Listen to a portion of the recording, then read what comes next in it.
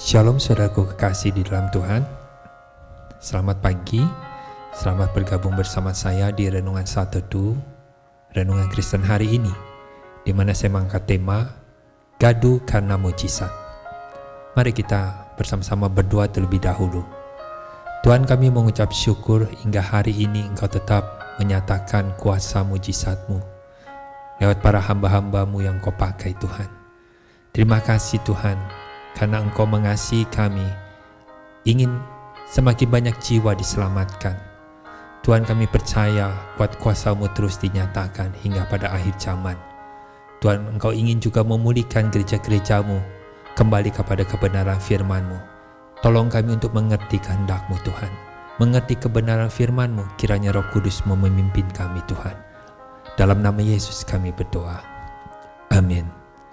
Saudara, kalau kita baca Kisah Para Rasul 5 ayat 12-16, di mana menceritakan pada saat zaman gereja mula-mula, pada saat waktu itu pertama kalinya banyak orang Kristen yang percaya kepada Tuhan. Dikatakan di sana adalah, dan oleh rasul-rasul diadakan banyak tanda dan mujizat di antara orang banyak. Semua orang selalu berkumpul di serambi Salomo dalam persekutuan yang erat. Saudara, di awal gereja mula-mula, seluruh orang Kristen, orang yang mengikuti Yesus, mereka ada di dalam persekutuan yang erat, tidak saling menyerang satu dengan yang lain. Persekutuan mereka begitu mempunyai dampak yang besar, pengaruh yang besar di tengah masyarakat, hingga mereka akhirnya sangat dihormati orang banyak. Dan orang banyak pun pada saat itu berduyun-duyun. Memang di mana ada yang namanya terjadi tanda dan mujizat, semua orang pun berduyun-duyun ingin mengetahui ataupun juga ingin mengalami mujizat yang sedang terjadi di tengah-tengah orang Kristen, pengikut Yesus. Dan di sini dikatakan, mereka semua disembuhkan. Semua disembuhkan. Mungkin tidak terkecuali siapapun. Apakah motivasi dia datang dengan mungkin tidak murni atau tidak, kita tidak tahu. Di sini hanya dikatakan mereka semua disembuhkan. Tetapi pada masa itu di mana Tuhan memakai para rasulnya juga mengadakan banyak tanda-tanda mujizat. Tetapi apa yang mereka lakukan juga menimbulkan rasa iri hati dari kaum orang Yahudi. Dan bahkan akhirnya mereka dicap orang-orang yang mengadakan kekacauan, kegaduhan. Karena mereka melihat begitu banyak orang yang disembuhkan. Dan juga di Kisah Para Rasul 4 ayat yang ke-16 dikatakan, dan berkatalah mereka bahwa apa yang harus kita ambil tindakan untuk orang-orang ini. Sebab telah nyata kepada semua penduduk Yerusalem bahwa mereka telah mengadakan suatu mujizat yang menyolok dan kita tidak dapat menyangkalnya. Mujizat yang pada waktu itu, saudara, di satu sisi membuat banyak orang ingin percaya Yesus, ingin bertekad menjadi pengikut Yesus. Itu ada suatu kegaduhan. Kegaduhan yang membuat orang mulai melihat pengikut Yesus luar biasa. Kuasa yang diberikan Tuhan kepada rasul-rasulnya sungguh luar biasa. Tetapi kegaduhan ini di mana banyak orang disembuhkan, banyak orang berbalik percaya kepada Yesus. Justru kegaduhan ini juga membuat beberapa orang yang hatinya ada iri hati. Mereka bahkan mengatakan pengikut Yesus ada satu pengacau. Kegaduhan di mata mereka lebih pada konotasi yang negatif. Mereka bahkan mentertawakan pengikut Yesus. Mereka mencap pengikut Yesus sebagai seorang pengacau. Saudara, pada zaman itu, orang Kristen begitu sungguh-sungguh hidup di dalam persekutuan yang erat. Tetapi akhir-akhir ini mungkin kita melihat di media sosial, mungkin ada hal-hal yang mungkin membuat kita menjadi sedih. Kenapa persekutuan kita di antara orang Kristen tidak begitu erat? Kita tahu memang setiap gereja belum sempurna. Belum sebenarnya benar-benar berbalik kepada kebenaran firman Tuhan. Mengapa kita tidak saling mendoakan, menguatkan? Kita seharusnya lebih bijak menggunakan media sosial. Saudara, saya sebagai hamba Tuhan, saya mempunyai suatu prinsip. Saya tidak takut kehilangan jiwa jemaat yang saya layani, karena saya percaya jika orang itu benar-benar mencari kebenaran firman Tuhan, maka Tuhan akan membimbing orang tersebut. Sekalipun dia sesat, tapi dia sedang mencari kebenaran, Tuhan pasti membimbing dia bertemu dengan hamba-hambanya. Dan bahkan juga kita juga harus tahu bahwa ada orang yang percaya Yesus tapi tidak sungguh-sungguh mencari kebenaran pada zaman Yesus pada waktu itu. Tapi Yesus juga bersedia mereka temui. Mereka juga menemui Yesus, melihat Yesus melakukan banyak mujizat. Tetapi mengenai apakah Yesus mau mempercayakan dirinya kepada mereka, itu hal yang lain. Karena Yesus mengetahui isi hati seseorang. Yohanes pasal 2 ayat 23 sampai 25. Jadi menurut saya, kita tidak perlu terlalu menjudge orang, menghakimi seseorang. Biarkan Tuhan yang menilai hatinya. Karunia kesembuhan, sekalipun di Alkitab tidak secara jelas sekali mengatakan ini adalah suatu karunia khusus. Tetapi menurut saya karunia kesembuhan juga mungkin dapat dikatakan karunia yang khusus dari Tuhan. Karena ini untuk tujuan suatu rencana yang khusus yang memberikan dampak besar buat kemajuan Injil. Mengapa saya demikian mengatakannya? Karena begitu ada mujizat, banyak orang akan tertarik. Banyak orang akan berduyun-duyun ingin mengetahui apa yang sedang terjadi.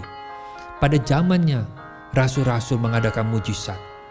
Tuhan memakai mereka mempunyai kuasa mujizat.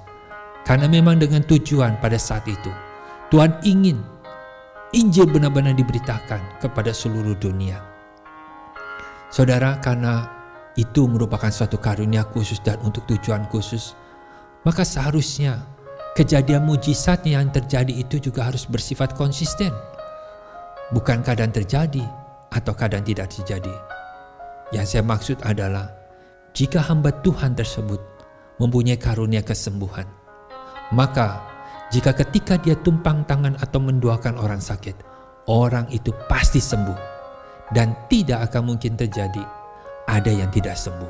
Atau kadang-kadang sembuh, kadang-kadang tidak. Karena orang yang diberikan karunia kesembuhan, Tuhan pasti memakai dia untuk suatu tujuan yang khusus. Dan hamba Tuhan ini pasti mengerti benar, tahu dan peka kapan dia harus mendoakan orang, kapan dia harus benar-benar menyatakan kuasa mujizat dari Tuhan. Jadi hamba Tuhan ini pasti tidak akan sembarangan, karena karunia mujizat itu, karunia kesembuhan itu tidak akan mungkin terjadi. Sekali-sekali ada, sekali-sekali tidak.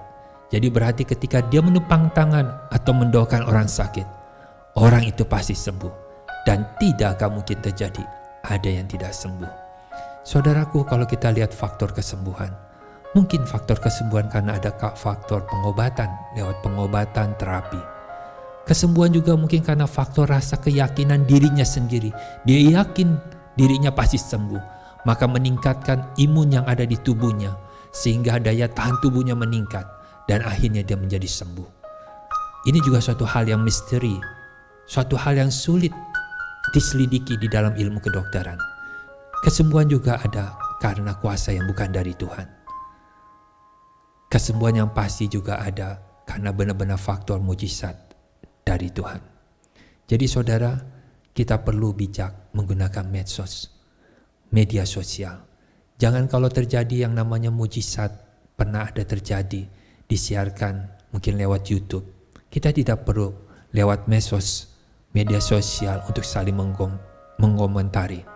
Tetap bijak dan tetap fokus berdoa agar gereja-gereja Tuhan semakin dipulihkan menurut kebenaran firman Tuhan. Kita tahu masih banyak gereja yang belum sempurna, tapi kita percaya Tuhan pasti memulihkan gerejanya. Saudara, kembali kita melihat diri kita sendiri. Antara demi agenda pribadi dengan demi untuk kemuliaan Tuhan, itu bedanya tipis sekali. Hasrat karena kita ingin mencapai untuk tujuan pribadi, demi kemuliaan diri kita sendiri, dengan kita demi untuk kemuliaan Tuhan, sangat-sangat tipis sekali perbedaannya. Hingga pada akhirnya banyak orang berkata, Tuhan, bukankah aku melakukan ini demi nama-Mu? Tapi Tuhan mengatakan, aku tidak kenal engkau. saudara ingin dipakai Tuhan, dengan saudara ingin menyenangkan Tuhan, sangat tipis sekali perbedaannya. Begitu niat saudara, hasrat saudara ingin dipakai Tuhan. Kalau saja hari ini saudara tumpang tangan mendoakan orang sakit, tapi karena memang mungkin hari itu Tuhan ingin menyatakan mujizatnya pada orang tersebut, dan bukan karena saudara, tapi orang itu kemudian sembuh. Tapi karena saudara merasa sebelumnya ingin sekali dipakai Tuhan, mungkin saja pada saat itu saudara merasa saudara diberikan Tuhan karunia kesembuhan. Tapi ingat saudara, apakah selanjutnya setiap kali engkau menumpangkan tangan kepada orang lain, orang itu sembuh? Kalau tidak, janganlah mengklaim diri sendiri kita punya karunia kesembuhan, karena karunia kesembuhan pasti konsisten.